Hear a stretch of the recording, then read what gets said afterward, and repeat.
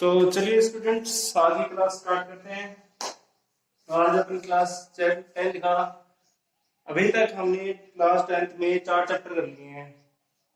ठीक है, chapter number 8, chapter number 10, chapter number 6, chapter number 3 और ये 5th चैप्टर स्टार्ट कर रहे हैं आज अपन, मतलब चैप्टर नंबर 4 है ये। और वैसे total number of chapter 4 complete हो चुके हैं और अब ये 5th चैप्टर हम स्टार्ट कर रहे हैं आज। तो चैप्टर स्टार्ट करने से पहले मैं कुछ टर्म्स हैं जिनको आपको बहुत समझना जरूरी है, तो उनके लिए मैं आपको कुछ क्वेश्चंस बना करके यहाँ आपके सामने रिप्रेजेंट किया है। तो चलिए स्टार्ट करते हैं।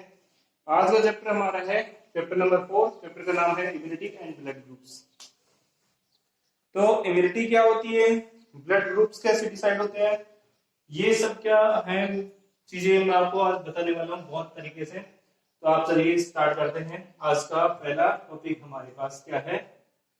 टॉपिक तो वही भी अपने पास इम्यूनिटी और उसके ब्लड ग्रुप के बारे में डिस्कस करना है, लेकिन पहले क्या है, इन सब चीजों को डिस्कस करने से पहले कुछ टर्म्स है जिनको आपको जानना बहुत जरूरी है। तो सबसे पहले हमारे पास ये क्वेश्चन आता है, व्हाट इज इम्यूनोलॉजी। ठीक है, इम्यूनोलॉजी क्या होती है ये हमें जानना है। तो इम्यूनोलॉजी क्या होती है वो आपको मैं बताता हूँ। देखिए, the study of bodies defence mechanism, मतलब हम बॉडी के डिफेंस मैकेनिज्म यानी कि चीजों से हमें कैसे प्रोटेक्ट करती है, बैक्टीरिया से, वायरस से और अदर जो पैथोजेंस होते हैं उनसे कैसे प्रोटेक्ट करती है हमारी बॉडी को, वो उसके बारे में स्टडी करते हैं। उसे हम क्या कहेंगे, इम्यूनोलॉजी कहेंगे। देखिए, जैसा कि डेफिनेशन लिखी हुई है, the study of bodies defence mechanism against the pathogens is called immunology present in human body. मतलब ह्यूमन बॉडी की स्टडी करते हैं तो हम इम्यूनोलॉजी के कहते हैं कि भाई वो कैसे हमारे बॉडी को पैथोजन से, वायरस से, बैक्टीरिया से, ये सब से कैसे बचाएगी। अभी देखिए प्रेजेंट में कोरोना का बड़ा क्रेज चल रहा है, तो क्या है कि मतलब उसकी भी स्टडी की जा रही है। तो उसकी स्टडी भी इसी बेसिस पे की जा रही है कि हमारा जो शरीर है उससे कैसे लड़ेगा। ठीक है, तो वो बहुत सारे एक्सपेरिमेंट किए जा रहे हैं, हमारी बॉडी को ले करके ब्लड में प्लाज्मा थेरेपी दी जा रही है, वो सब करी जा रही है। तो वो सब इसके ऊपर ही बेस है, इम्यूनिटी और ब्लड ग्रुप के ऊपर ही। तो चलिए, पहला क्वेश्चन कंप्लीट हुआ। सेकंड क्वेश्चन पे आते हैं, वेयर वी गेट इम्यूनिटी, मतलब ये इम्यूनिटी आती कहाँ से बॉडी में। ठीक है, मतलब तो यहाँ ये है कि हम हमारी बॉडी में इम्यूनिटी आई कहाँ से, तो हम वो डिस्कस करते हैं कि आएगी कहाँ से।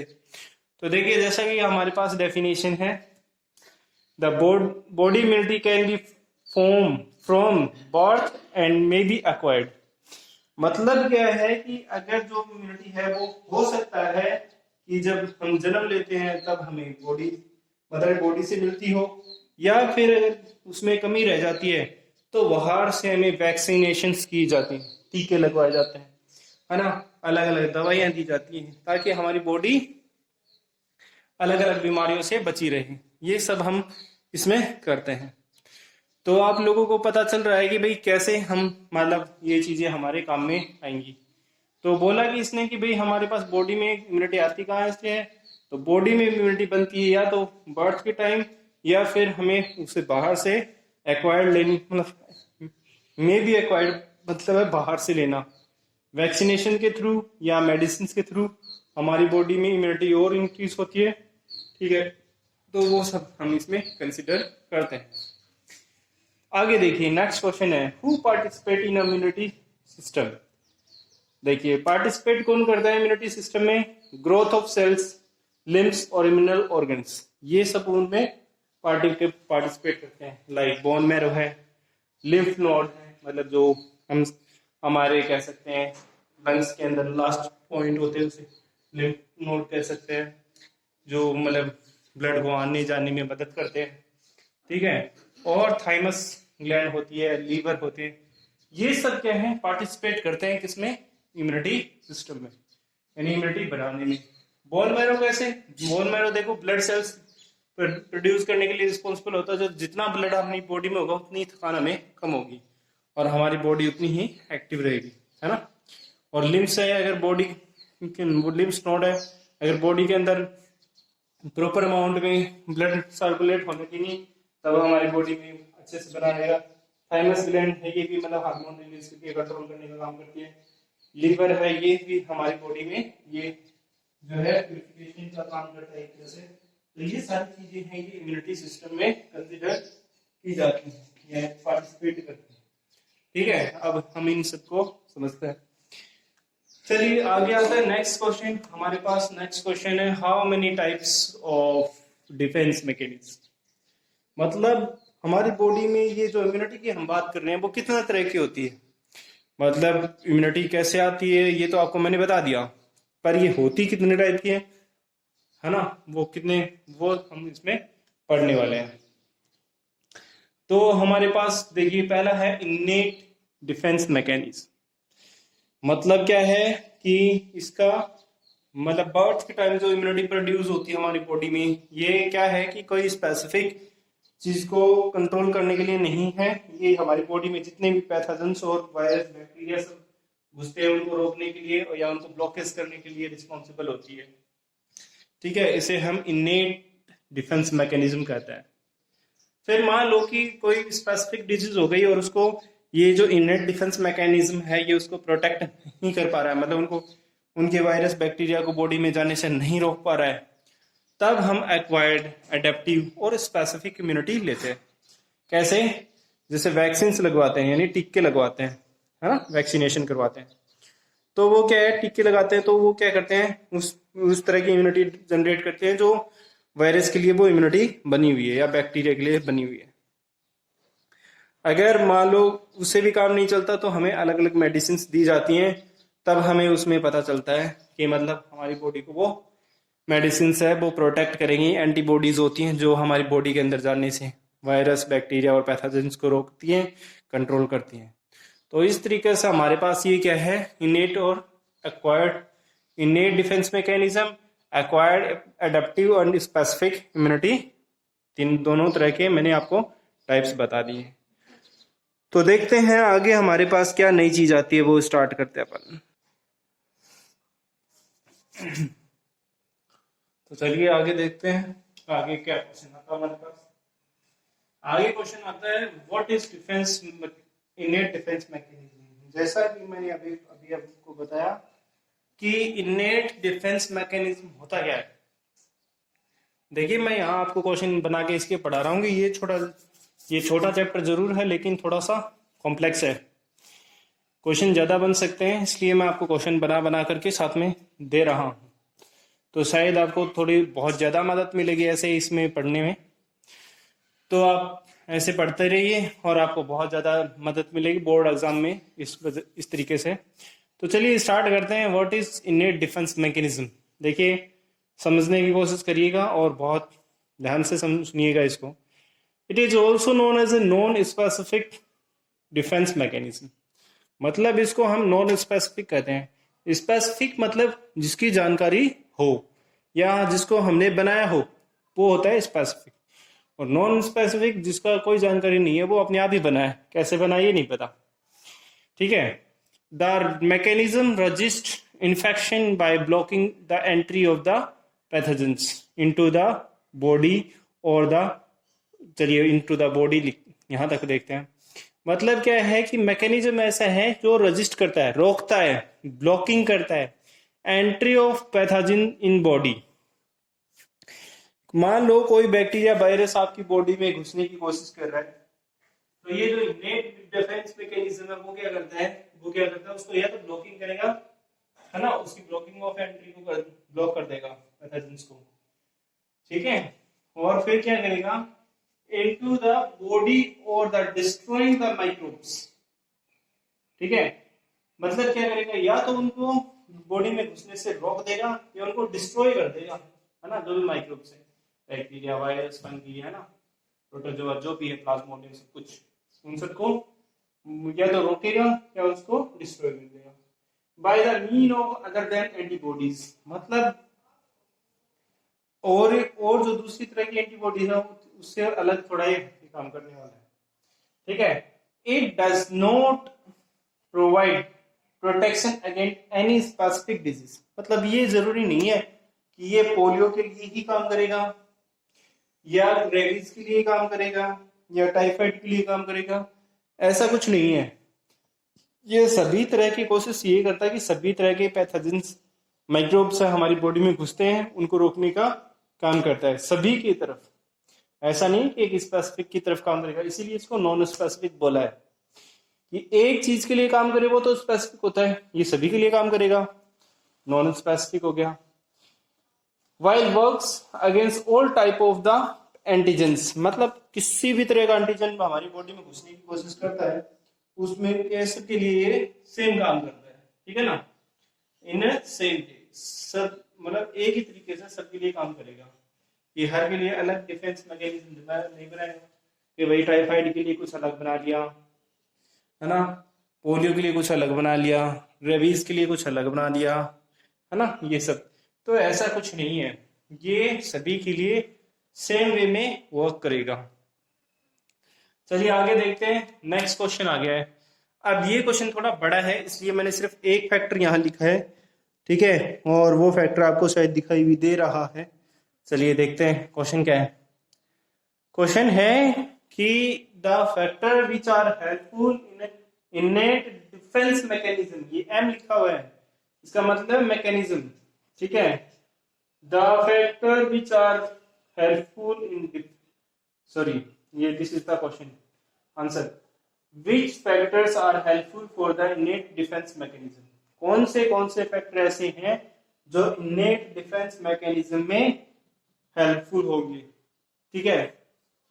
तो चलिए इसका आंसर ये बताता है, the factor which are helpful in innate defence mechanism is, पहला है फिजिकल बैरियर। फिजिकल बैरियर मतलब देखते हैं कि क्या है फिजिकल बैरियर, क्या है। देखिए आपने जो 9th क्लास में भी इनके बारे में पढ़ा है, अभी 10th में आपको फिर से ये चीजें सामने आ रही है।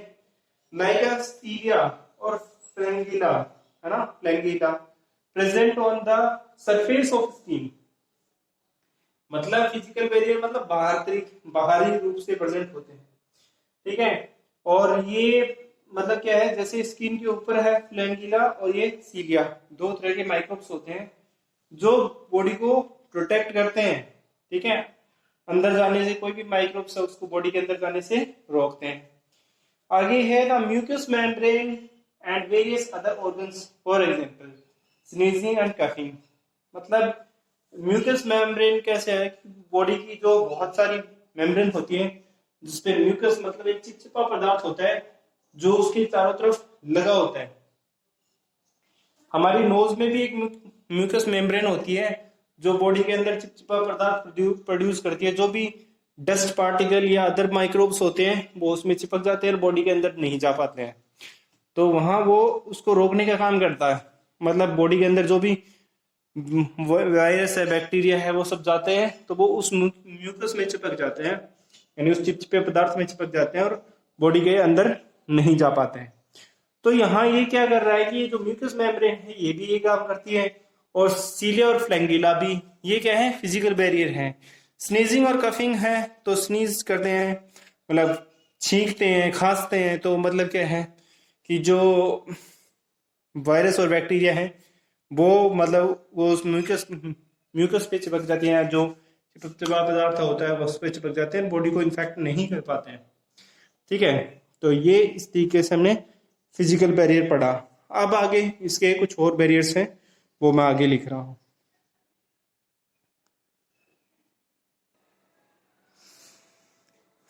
तो चलिए आगे स्टार्ट करते हैं। हम इनेट डिफेंस मैकेनिज्म के हेल्पफुल फैक्टर पढ़ रहे हैं। तो इनेट डिफेंस मैकेनिज्म के हेल्पफुल फैक्टर में हमने पहले फिजिकल बैरियर पढ़ लिया है। अब हमारे पास आता है केमिकल बैरियर। इस केमिकल बैरियर को हम समझते हैं कि क्या है केमिकल बैरियर। देखिए, these include stomach secretion alkaline, sensation alkaline secretion of a stomach and vagina. The skin and mucous membranes are secrete certain chemicals which are destroying the pathogens and present the growth of pathogens. देखिए क्या कह रहा है कि मतलब body के अंदर बहुत सारे अंदर की साइड, मतलब केमिकल बैरियर कौन होता है, अंदर की साइड। तो बोल रहा है कि बॉडी के अंदर जो मतलब स्टमक के अंदर एक सेंसेशन अल्कलाइन होता है। जैसे आपको पता है कि लीवर के अंदर और स्टमक के अंदर बहुत सारे अलग अलग जूसेस हैं जो रिलीज होती हैं, जैसे HCl है, बाइल जूस है ना, और भी बहुत सारे हार्मोन्स है वो प्रोड्यूस होते हैं। तो वो क्या करते हैं, मतलब वो हमारी बॉडी के अंदर जितने भी माइक्रोब्स होते हैं उनको डिस्ट्रॉय करने का काम करते हैं। जैसे स्किन पे सीलिया और पेंगिला है, वो क्या करते हैं, माइक्रोब्स को रोकता है। और म्यूकस, जो मैंने बोला म्यूकस मेम्ब्रेन है, उसके अंदर बहुत सारे ऑर्गन हम कंसिडर करते हैं। तो ये ऑर्गन क्या करते हैं, मतलब जो म्यूकस है उसके अंदर बहुत सारे केमिकल सीक्रेट्स होते हैं जो क्या करते हैं, पैथोजेंस की जो ग्रोथ होती है उसको डिस्ट्रॉय करते हैं या पैथोजेंस को डिस्ट्रॉय करते हैं, और जो उनकी जो ग्रोथ है वो तेजी से बढ़ रही होती है उसको रोकने का काम करते हैं। तो ये केमिकल बैरियर है। मतलब क्या होगा कि म्यूकस मेम्ब्रेन के अंदर जो म्यूकस रिलीज होता है वो बहुत सारे जो है केमिकल कंटेन करता है, और वो केमिकल्स जो क्या करते हैं वो डिस्ट्रॉय करते हैं किसको, पैथोजेंस को, जो हमारी बॉडी को हम पहुंचाने की कोशिश करते हैं, उन्हीं को डिस्ट्रॉय करने का काम करते हैं। ठीक है, तो ये हमारे पास केमिकल बैरियर हो गया। फिर आता है हमारे पास सेल्यूलर बैरियर। सेल्यूलर बैरियर में हम समझते हैं the cell activated in the phagocytic process like macrophage, monocytes and neutrophil cells। मतलब ये क्या होती है, सेल होती है, जो सेल न्यू जनरेट होती है वो क्या है, फेगोसाइटिक सेल्स होती हैं, या मतलब ये हमने बहुत तरीके से 9th क्लास में पढ़ा है। मैक्रोफेज में क्या होता है, मतलब जो सेल का ग्रोथ होता है उस टाइम वो डिफरेंट डिफरेंट केमिकल्स है या जो प्रोटीन्स है उनको अटेन करने का काम करता है, और नई जो सेल्स बना न्यूट्रोफाइल सेल्स बनाता है। यानी न्यूट्रोफाइल सेल्स क्या होती है, न्यूट्रोफाइल सेल्स वो होती है जो क्या करती है, केमिकल न्यूट्रोफाइल सेल्स वो होती है जो क्या करती है, मतलब किसी दूसरी सेल के साथ अटैच होकर के डिफेंस का काम करती है। ठीक है, तो वो न्यूट्रोफाइल सेल्स कहती है। अलोंग विद, देखो क्या लिखा है, अलोंग विद साइटोटॉक्सिन सेल्स, ये न्यूट्रोफाइल सेल है, और ये क्या करेगी, साइटोटॉक्सिन सेल्स के साथ अटैच होकर के और क्या कर देगी, ये क्या है, नेचुरल किलर सेल्स बनाती है ना। देखो मैं फिर से समझाने की कोशिश करता हूँ। सेलुलर बैरियर में क्या होता है कि पहले हमारे पास जो सेल होती है, एक्टिवेटेड सेल होती है जिसे फैगोसाइटिक प्रोसेस कहते हैं, है ना, प्रोसेस लाइक। और मैक्रोफेज सेल जो है मोनोसाइट न्यूट्रोफाइल्स होती है। यही मान लो एक तरह से न्यूट्रोफाइल्स है, आप जब केमिकल में पढ़ोगे तो न्यूट्रोफाइल्स है एक नेगेटिव चार्ज लिगेंड हो सकता है, नेगेटिव चार्ज ग्रुप होता है, और वो क्या करता है, पॉजिटिव के साथ अटैच होकर के एक प्रोडक्ट बनाता है। ठीक है, ऐसे ही यहाँ न्यूट्रोफाइल सेल्स है, वो क्या करेगी, साइटोटॉक्सिन सेल्स के साथ अटैच हो जाएगी और नेचुरल किलर सेल बनाएगी। यानी क्या करेगी कि जो भी पैथोजेंस हैं वो हमारी बॉडी के अंदर एंटर होने की कोशिश करेंगे, उनको डिस्ट्रॉय करने का काम कौन करता है, फिर ये फैगोसाइटिक प्रोसेस के अंदर जो हमारे पास मैक्रोफेज के अंदर मोनोसाइटिक न्यूट्रोफाइल सेल्स होंगी, वो क्या करेंगी, साइटोटॉक्सिन के साथ अटैच हो जाएंगी और नेचुरल किलर बनाएगी। इसे हम सेलुलर प्रोसेस कहते हैं। ये नेचुरल किलर सेल है, वो हमारे बॉडी में जितने भी बैक्टीरिया और वायरस हैं उनको डिस्ट्रॉय करने का काम करेगी। ठीक है, तो ये हमारे इसमें चलता रहेगा। फिर हमारे पास आ जाता है इसका लास्ट एंड फाइनल, देखो, इन्फ्लेमेशन और एक्वायर्ड डिफेंस मैकेनिज्म। ये मतलब एक तरह का आ गया है कि जब लास्ट इसका ये प्रोसेस बचता है इसका इननेट डिफेंस मैकेनिज्म का, कि कोई आप बाहर से इम्यूनिटी लेना स्टार्ट कर दो जान करके कि भाई हाँ ये वायरस है, बैक्टीरिया है, हमें नुकसान पहुंचाने की कोशिश कर रहा है, तब हम ये यूज करते हैं लास्ट वाला। ओके, चलिए आगे हम देखते हैं कि आगे वाला टॉपिक क्या है। तो चलिए स्टार्ट करते हैं हम नेक्स्ट क्वेश्चन। क्वेश्चन नंबर 7 और आज का एक लास्ट क्वेश्चन है। मतलब आज हम इतना ही पढ़ेंगे, ज्यादा पढ़ेंगे तो आप लोगों को समझ भी नहीं आएगा। और आज का यही लास्ट क्वेश्चन है, तो चलिए स्टार्ट करते हैं। है क्या सिस्टम? देखिए क्वेश्चन लिखा है, अभी अभी मैंने आपको पीछे क्या बताया था, इनेट डिफेंस मैकेनिज्म पढ़ाया है।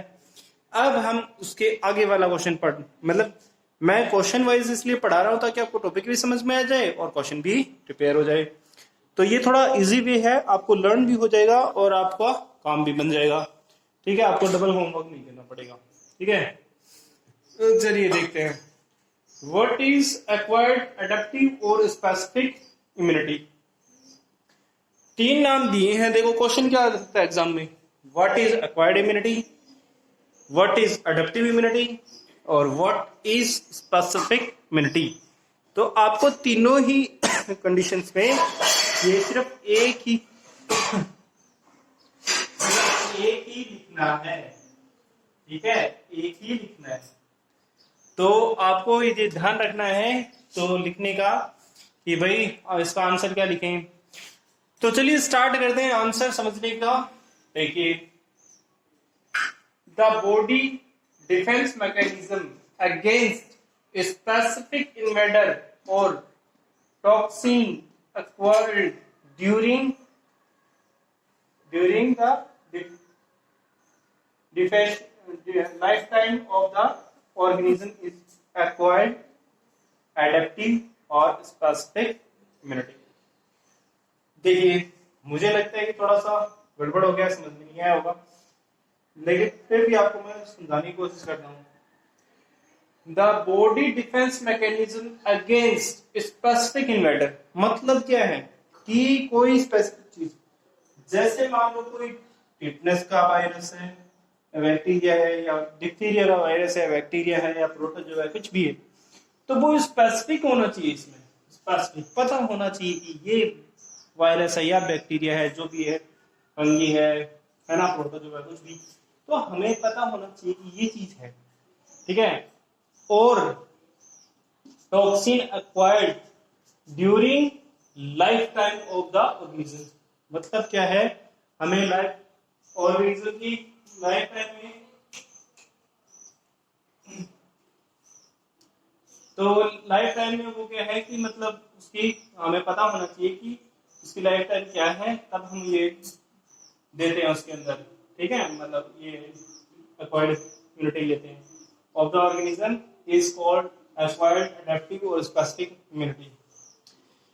कोई मान लो जैसे हमें पता है कि भाई कोई माइक्रो ऑर्गेनिज्म है, उसकी लाइफ टाइम है वो 10 डेज है, 20 डेज है, 50 डेज है, कितनी है, तो उसके अकॉर्डिंग हम ये इम्यूनिटी प्रोड्यूस करते हैं, है ना, देते हैं, ताकि मतलब पता रहे कि इतने दिन ये वर्क करेगा तो हम उसको डिस्ट्रॉय कर सकते हैं। ठीक है, तो वहां हम इस पे ऐसे वर्क करेंगे।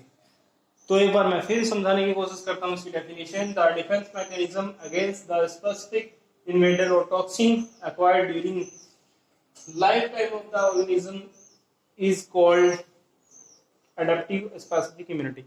मतलब कोई भी इन्वेडर है, कोई भी बाहरी से जो भी मतलब माइक्रो ऑर्गेनिज्म हमारी बॉडी के अंदर हुआ है, उसकी लाइफ टाइम का हमें पता होना चाहिए और उसके अकॉर्डिंग हम कोई उसके डिफेंस मैकेनिज्म तैयार करते हैं, उसे हम एक्वायर्ड एडेप्टिव और स्पेसिफिक डिफेंस मैकेनिज्म कहते हैं। बेसिकली हमारे पास ये 2 तरह का होता है, एक तो होता है एक्टिव डिफेंस मैकेनिज्म और एक होता है पैसिव डिफेंस मैकेनिज्म या इम्यूनिटी कह सकते हैं। तो चलिए सबसे पहले स्टार्ट करते हैं हम active defence mechanism. It is involve the active functioning of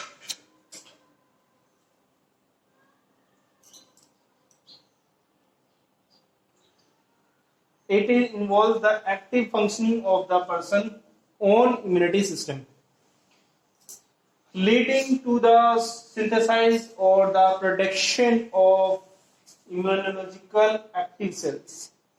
देखिए एक्टिव इम्यूनिटी क्या होती है कि कोई भी पर्सन है उसकी बॉडी से ही वो सेल ली जाएगी जो उसको प्रोटेक्शन प्रोवाइड करेंगी, उनमें से सिंथेसाइजेशन किया जाएगा, ठीक है, और उनकी इम्यूनोलॉजी की चेक की जाएगी कि उसकी एक्टिव जो सेल्स हैं उनको यूज करके ही हम एक डिफेंस मैकेनिज्म बनाएंगे या कोई वैक्सीन बनाएंगे या कुछ भी बनाएंगे, और वही उसको प्रोटेक्ट करने में काम करेगा।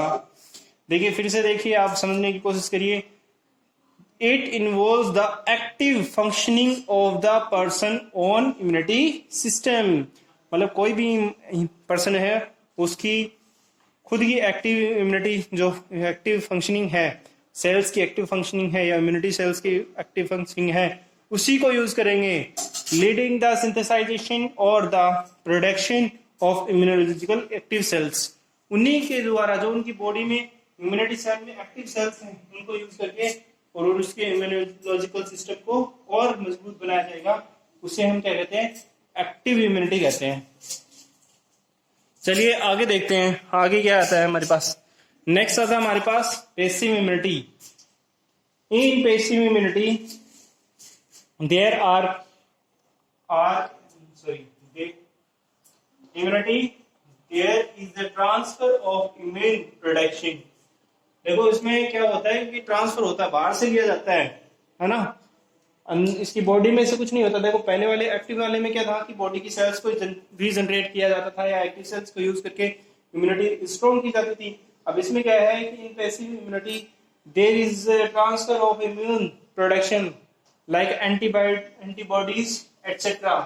मतलब क्या होता है कि बॉडी को हमें एंटीबॉडीज या जो पर्सन होता है उसको एंटीबॉडीज देनी पड़ती हैं, खुद के पास उसे कुछ नहीं होता, हमारी उसकी बॉडी में हमें कुछ ना कुछ डालनी पड़ेगी तब जाकर के उसकी बॉडी काम करेगी। To a receipt needs to a readymade form. मतलब क्या है कि जैसे दवाइयां बनी होती हैं तो वो भी क्या होती है, इम्यूनिटी होती है ना, तो हमें उसकी बॉडी में वो डालनी पड़ती है ताकि वो कोई भी बीमारी से बच सके। आगे देखते हैं आगे क्या है। आगे द बॉडी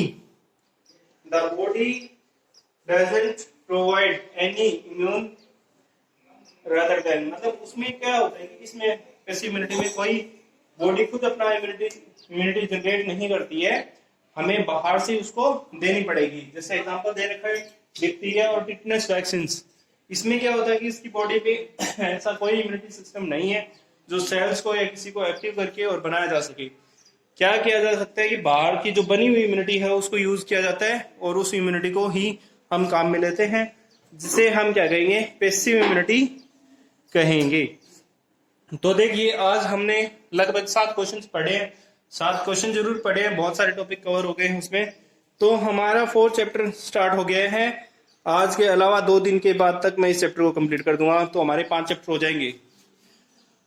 और जब तक अपनी स्कूल खुलेंगी तब तक मैं आपको कम से कम 10-12 चैप्टर करवा दूंगा, और कुछ बचे हुए चैप्टर रहेंगे तो वो अपन बाद में कर लेंगे।